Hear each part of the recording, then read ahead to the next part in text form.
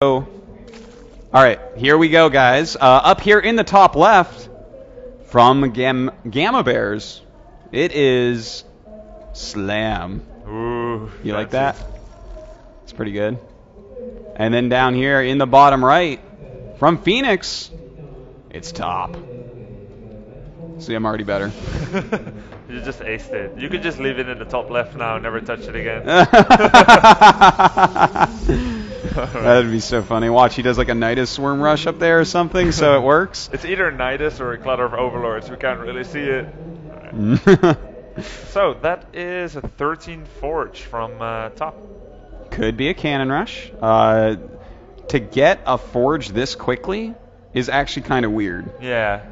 You know, normally you'll have a 9 Scout. You didn't want to do that. You want to scout a bit later, so maybe that's why he did it, but I'm feeling like this might be like an in-control cannon rush, where you throw the pylon down immediately, then you throw down the cannon, and then they can send down drones to kill it, but they lose a lot of mine time, then you just cancel. I think that's what we're going to see here. Yeah, I think you're right. Otherwise, you could still just go for a 14 or a 15 Forge, and like a 14 Forge will get you slightly more money than a 13 Forge. There's just, usually there can be a slight probe cut. Now, it doesn't look like it's going to be the cannon rush. Yeah, I guess not.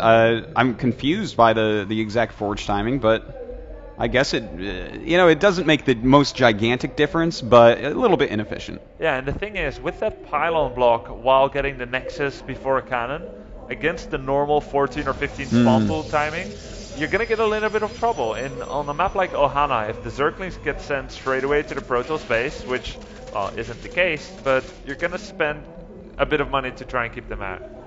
Yeah. The cannon has not even been started yet, and the Lynx are almost finished killing that pylon on a natural, so he's going to have to wall off there. Yeah, you might send a probe there, or 2 probes, and do some of that fanciness. Might just throw a pylon down. There's a lot of ways you can do it, but yeah, just a slightly inefficient opening there, which, I mean, it does happen. You know, it really takes the top-end pros, mostly in Korea, to have those super efficient build orders where nothing is lost. Yeah.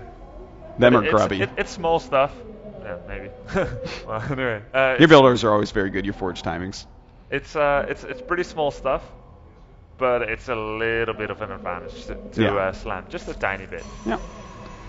Well, we'll have to see what Top wants to go here, guys. Let's talk about Top for a second. He got 3rd place after being a pro gamer for only a month in the China Nationals, and basically Top is the one Chinese player that really seems like he copies Korean build orders. Everyone else had kind of like super inefficient builds in that tournament, whereas every time I watched Top, it felt like he was a Korean player in the Nationals of China. Yeah, I understand you casted the China Nationals, right? Yeah. Alright, so let's see also how he progressed, and if we can see some of those crisp build orders making their entry here. Gamania.Slam obviously is a teammate to Sen. I wonder how much we can see Sen's style in him. Yesterday, when we saw Sen play against Protoss, which was against CJ Hero, he didn't get his 2 gases until the 6 minutes and 45 second mark. 6 minute 45? 6 minute 45, he got 3 Did he get? gases. Oh, okay. Yeah, that's like a new style that's been emerging in Korea quite a bit, where some of, for instance, Leenock a lot of times right now goes the 3 gases at 6:45 as opposed to 2 at like 6:10, 6:15. Yeah, and the significance of that is a little bit more drone production, maybe. And I mean, you're gonna net a little bit more gas, I guess, and be able to go up to your layer at the time that you want. It's new. It's coming up, and we'll see. Well, Top right now, throwing up a couple more gases. Stargate. Okay, so we were looking a little bit at his match history before this game, and we saw he did play a Robo and Twilight opening once against the Zerg, and he also played an Immortal in, and he did a Robo 4-gate in whatever happened. Those were Cloud Kingdom games. Cloud Kingdom? Yeah, those are all on the map Cloud Kingdom. This is Ohana, so maybe that's a map that he's going to be playing, like in the second game. So we haven't seen this build order from him yet in the history.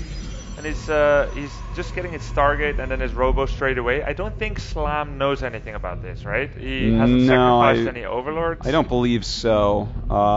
It looks like, yeah, he has no idea about that. Nope, he has no idea about the tech whatsoever. Alright, so that is good, because any time where you make Phoenixes and a Robo, it's not going to be a 2-base all-in. And once Zerg figures that out, they're able to make a lot of drones. And, you know, oftentimes what we'll see is when the Phoenixes first fly out, you'll see a round of like 10 drones started immediately, because they realize suddenly, okay, the odds of a really quick, you can't attack me right now because you have all these Phoenixes. But, you know, oftentimes Robo is the follow-up, just because Hydras are going to be scary, if not. Or, well, that's the old thought process. I don't think they're actually scary anymore, but that's how it evolved originally. Yeah. And actually, we can draw this back all the way back to when a German player called Mondragon was playing against Protosses. The official counter to Phoenixes was found to be drones. And the way it works out, guys, think about it like this. Phoenixes, they start with enough energy to do one lift, and then they slowly, gradually gain more energy. So there's always going to be a maximum amount of drone kills that they can do.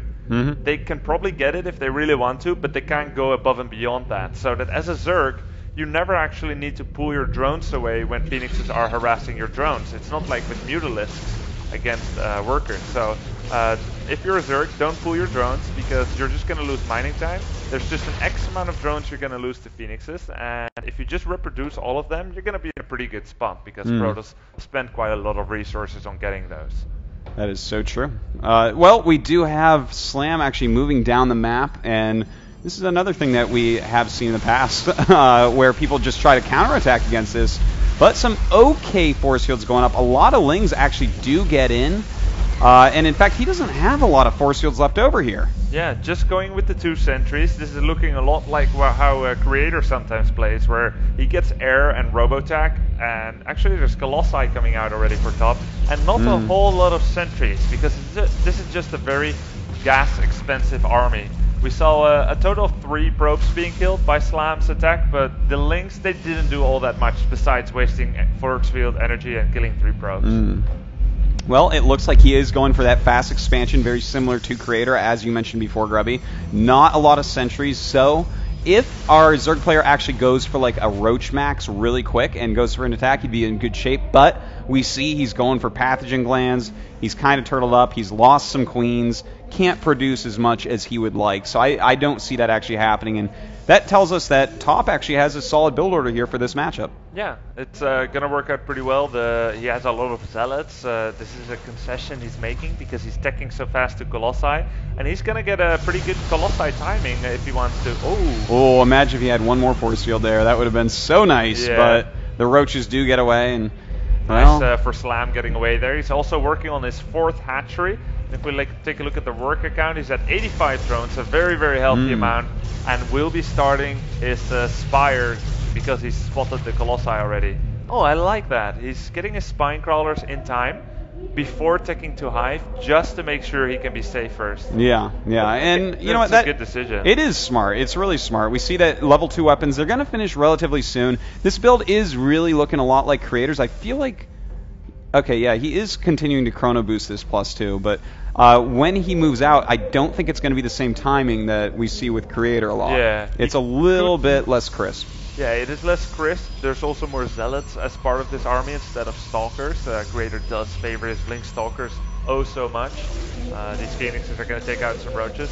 And Top could potentially attack earlier, because he started his Colossi so early, but it would be a smaller army by comparison. And it would be a little bit relying on catching the Zerg before he has too much already. That's right. I think there's a decent amount of investors already. I like what Slam is doing. A lot of Zergs should try to learn from this, because it may not be the most exciting style where you can constantly hammer down your opponent's front door, but in fact, if you can survive first and try to get that ideal unit composition of Infestors and Broodlords before going too fast for Hive, get the Spines first, you can first be safe against that almost inevitable timing push that's going to come from Protoss, and then you get your Broodlords out.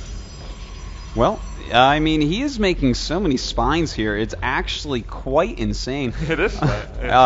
It's a madness amount of spines, but I love the way that Slam is actually playing it. And I mean, I feel like, you know what, having Sen on his team has definitely benefited him, because Sen is a player that has been playing this type of style, the turtle up with infestors, for a year and a half or so. I mean, he's one of the first that has really been doing this. So it's truly benefiting, because I don't know much about Slam, but look at this. Like, Top is not going to break him before Broods. It's not going to happen. Yeah.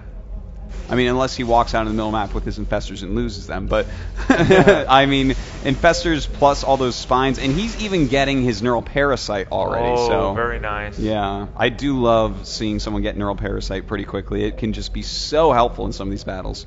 So if we take a look at the 4th base for for Slam, he doesn't actually intend to keep this base. He's just mining as much gas as he can before the eventual engagement happens, and will then fall back to a 3-base economy, which is kind of enough if you're both on 3 base and you just want to get the army out. He's getting as much gas as he can, but wants to defend in a very concentrated position, and that looks scary to attack into, and I'm not 100% sure if Top knows about it. Well, Top, I mean, let's take a look. He knows about a bunch of spines. He knows about this base. Wait, hold on. We do have a little counterattack. Not going to do anything, though. But Top's attack a little bit slow. He has a ton of supplies, so it looks like this is scary. But as you said, Grubby, I love the fact that he already knows he's going to lose this base. Yep, there we go. See, he has no inhibitions about leaving this behind. And we see a lot of times Zerg players like, oh, we were talking about it yesterday. Should this Zerg try to keep this 4th on Cloud Kingdom? No, he shouldn't. He should fall back. And that's exactly what we're seeing here from Slam. And even though he's way down in supply, again, this army should not be able to break this plus 11 infestors. I mean, it should not be able to happen, and he's going to have those broods out. Yeah, the Phoenixes are now going to die to some nice, well-placed fungals. The Corruptors are there just to shoot down War Prisms or Colossi. Look at all those fungal growths, spinning everything in place. There's so much stuff here. This is an ill-advised attack by Top, most likely. 5 Broodlords will be out in just 1 second, and there's so many Spine Crawlers here. There are indeed, and how many Stalkers does he even have left? Not that many, at only 11 right now, and there's just no way for him to break this. Now look, he has lost a huge chunk of his army. It looks like he should be able to keep 2 of his Colossi alive and get out of here, but basically everything else has died off. So that max 200 army that looked so scary, it was like 140 supply to 200. Now it's 118 against 170 with a sick composition. Slam has played this beautifully. Yeah, very nice. Getting upgrades already, just defending. I mean, Top just did exactly what Slam wanted. It was game, set, and match. And, I mean, now Slam is just attacking across the map. I don't know if I really like this that much, but it is doing damage because, well, he doesn't have any of his splash units anymore, so Infested Terrans plus Zerglings with 2/2 upgrades doing a great job. Wow, this was just a perfect game from Slam. Is he going to use the Infested Terrans to shoot down the Nexus? Perhaps he could, but actually... He's going to kill everything with them. Yeah, he's just got enough stuff here. He's morphing in Broodlords right there in plain sight off Top, who's getting a fleet beacon off of 68 supply. Well, I mean, that's obviously not going to do anything. He's still upgrading +2 armor. I don't think that's going to be that helpful either, unfortunately. No. He's definitely dead at this point. I think he's just letting it actually soak in a little bit. And we should be seeing GG pretty quickly here. These Broodlords literally can't be killed by Protoss right now. Yeah.